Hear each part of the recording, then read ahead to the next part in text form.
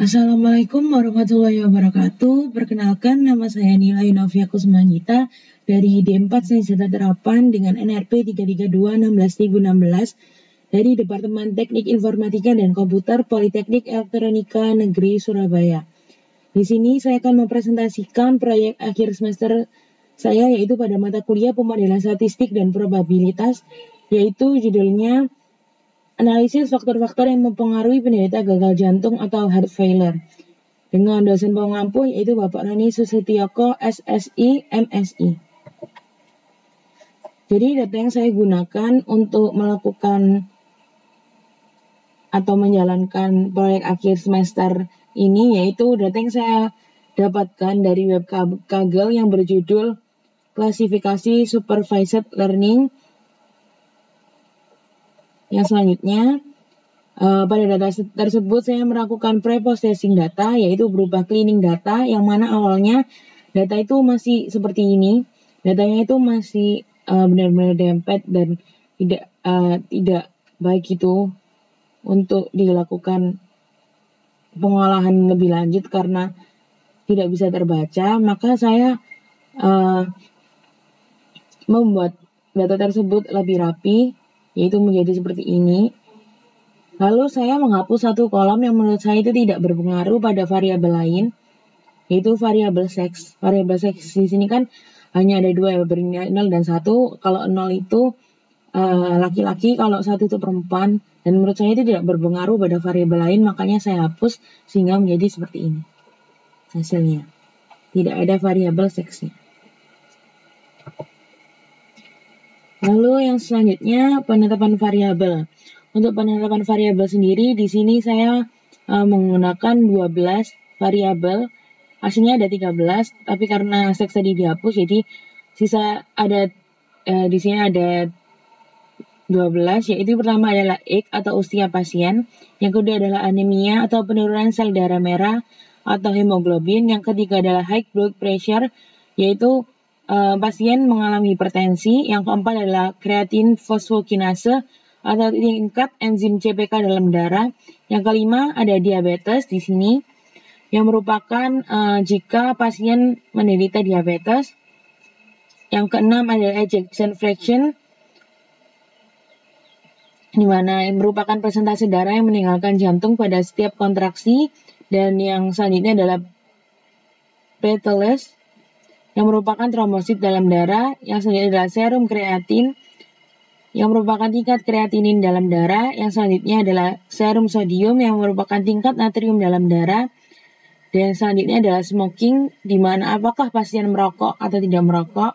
Yang selanjutnya adalah time, yaitu masa periode tindak lanjut atau jumlah hari untuk penanganan tindak lanjut. Dan yang terakhir adalah death event, yaitu apakah pasien meninggal atau tidak selama masa tindak lanjut. Yang selanjutnya langsung kita masuk ke hasil dan pembahasan. Di sini saya menggunakan yaitu bahasa pemrograman R, yang dimana pada awalnya kita memanggil library-library yang diperlukan. Di sini saya menggunakan 4 library, yaitu yang pertama library DPLYR, yang kedua library MLBench, yang ketiga library mesh, dan yang keempat adalah library PROC. Yang selanjutnya di sini saya membaca dataset yang akan digunakan, yaitu data hard.csv yang di dalamnya terdapat fitur-fitur yang sudah saya sebutkan di awal. Dengan tujuan dari script program ini yaitu untuk membaca dataset yang kita pilih tadi menggunakan bahasa pemrograman R. Jadi pada line pertama di sini kita membuat variabel terlebih dahulu, yaitu variabel dataset. Lalu kita tuliskan read.csv, terus kita masukkan nama file atau csv yang kita mau panggil, yaitu di sini saya menggunakan head.csv. Lalu di bawahnya di sini saya tampilkan saya ketikkan variabelnya untuk mengambilkan datanya sehingga menghasilkan seperti ini. Yang selanjutnya saya melakukan metode statistik deskriptif untuk dataset yang telah saya panggil sebelumnya, yaitu pada data yang telah dipanggil untuk nilai anemia, high blood pressure, smoking, dan need event itu memiliki nilai minimal 0 dan memiliki nilai maksimal 0. Semuanya seperti itu. Lalu untuk age atau usia memiliki nilai minimal 40, memiliki nilai usia tertua yaitu 95. Untuk kreatin fosfokinase memiliki nilai minimal 23 dan memiliki nilai maksimal 7.861. Untuk ejection fraction atau persentase darah yang meninggalkan jantung yaitu memiliki nilai paling kecil 14 dan nilai maksimal 80. Nah, selanjutnya untuk serum kreatin di sini memiliki nilai minimal 0,5 dan nilai maksimal 9,4. Selanjutnya untuk serum sodium di sini memiliki nilai terkecil 113 dan nilai maksimal yaitu 148, dan yang terakhir adalah time di sini atau waktu periode tindak lanjut dalam hari memiliki nilai terkecil yaitu 4 hari dan rata-rata 130 hari dan maksimalnya 285 hari.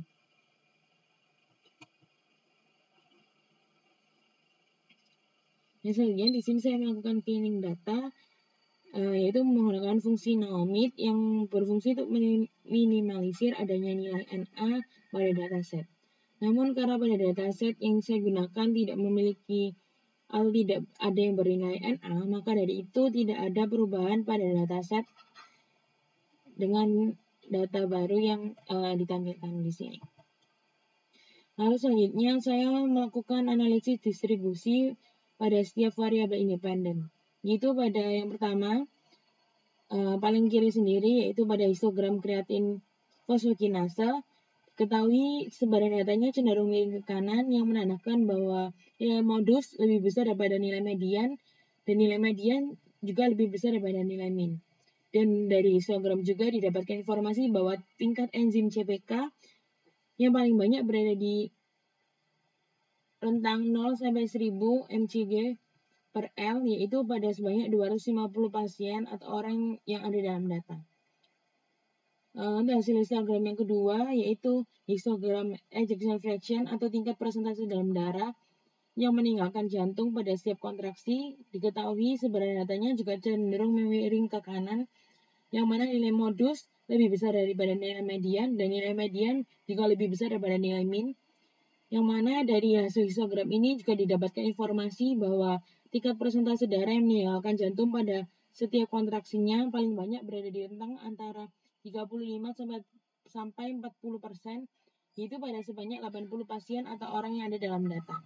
Dan pada hasil histogram yang sebelah kanan sendiri, yang paling kanan sendiri yaitu high blood pressure atau hipertensi, diketahui bahwa sebaran datanya terputus dengan jarak yang sangat jauh.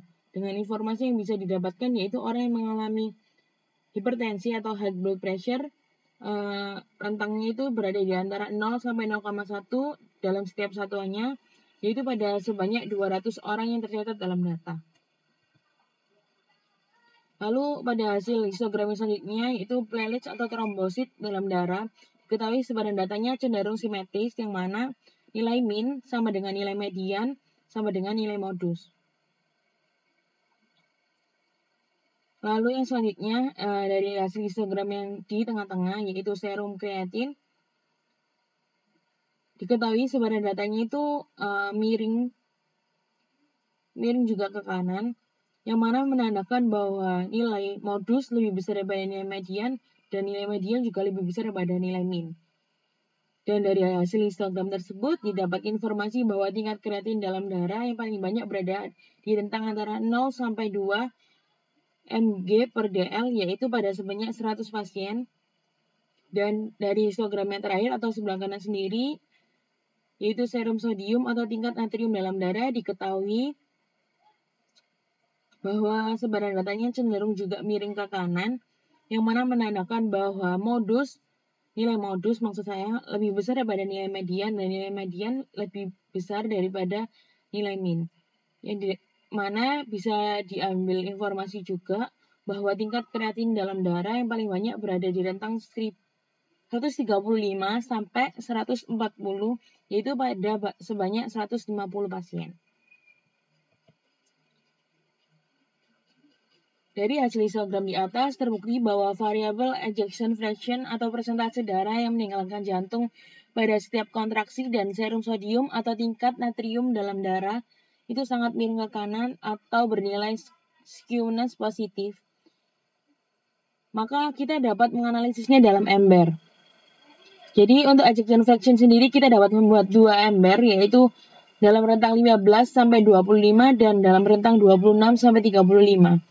Untuk serum sodium sendiri kita dapat membuat dua ember, yaitu pada rentang 111 sampai 140 dan 140 ke atas.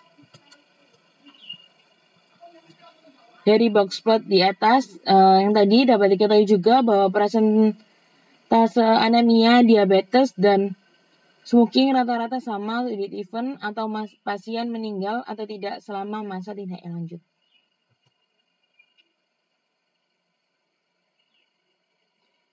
Dan di sini saya melakukan analisis frekuensi untuk setiap variabel bebas kategoris, yaitu berdasarkan pembagian ember di variabel ejection fraction pada dead event 0 atau pasien masih hidup selama masa tindak lanjut. Frekuensi di 15 sampai 25 ada 21 pasien yang masih hidup selama masa tindak lanjut, dan ada pada frekuensi 26 sampai 35 ada 182 pasien yang masih hidup selama masa tindak lanjut. Pada di event 1 atau pasien meninggal, frekuensi di 15 sampai 25 ada 38 pasien yang meninggal selama masa tindak lanjut, dan di frekuensi 26 sampai 35 ada 50 pasien yang meninggal selama masa tindak lanjut. Dan berdasarkan ember dalam serum sodium pada dead event yang 0 pada frekuensi 111 sampai 140 ada 172 pasien yang masih hidup atau selamat selama masa tindak lanjut atau sembuh, dan pada frekuensi 140 ada 31 pasien yang selamat atau tidak meninggal atau masih hidup selama masa tindak lanjut. Lalu pada dead event 1 atau pasien meninggal selama masa tindak lanjut di frekuensi 111 sampai 140 ada 85 pasien yang meninggal selama masa tindak lanjut, dan pada frekuensi 140 ke atas ada 11 pasien atau orang yang meninggal selama masa tindak lanjut.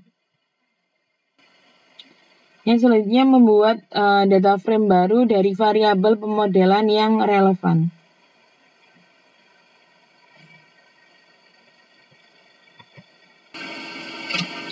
Lalu yang selanjutnya di sini saya melakukan implementasi regresi logistik untuk memprediksi hasil binar dead event dalam kumpulan data, yaitu pada data baru 2. Pada pemodelan regresi logistik binar di sini nilai minimal residualnya yaitu minus 1,5452 dengan nilai medianya yaitu minus 0,7090 dan nilai maksimalnya 1,8499.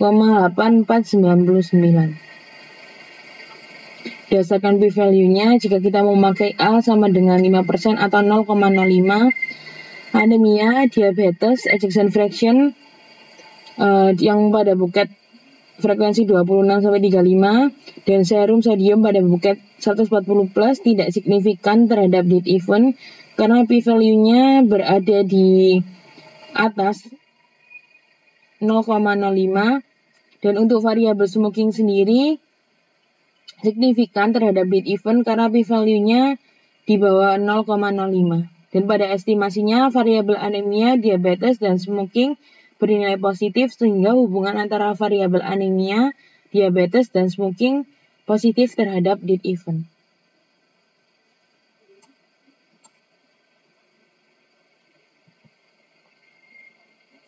Yang selanjutnya saya melakukan pemilihan model bertahap dengan menggunakan metodologi step AIC. Tujuan skripnya yaitu untuk meminimalkan nilai AIC atau Archaic Information Criteria yang merupakan ukuran kecocokan yang menghukum model untuk jumlah variabel independen. Dapat dilihat dengan menggunakan fungsi step AIC dapat meminimalkan nilai AIC, yaitu mulai dari AIC-nya 178, lalu nilai AIC-nya berubah di sini menjadi 350, lalu nilai AIC-nya berubah menjadi 348, selanjutnya nilai AIC berubah menjadi 346,6026. Di sini itu nilai terakhir.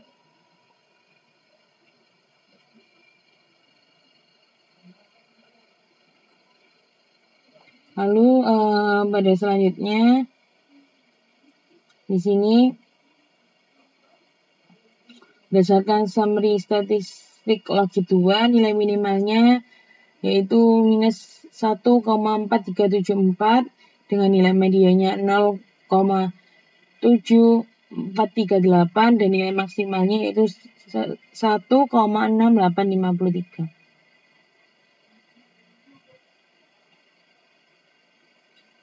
Selanjutnya di sini saya menggunakan analisis kemungkinan prediksi yang memiliki nilai dead event sebagai meninggal, yaitu nilai minimalnya 0,2417 dengan nilai median 0,2417 dengan nilai maksimal 0,6441. Lalu di sini saya menganalisis distribusi probabilitas dead event yang meninggal tersebut. Dari hasil histogram, pasien yang meninggal diketahui bahwa sebaran datanya terputus dengan jarak yang sangat jauh. Dengan informasi yang bisa didapatkan, yaitu orang yang meninggal paling banyak terdapat pada rentang 0,2 sampai 0,25, yaitu sebanyak 80 orang yang tercatat dalam data.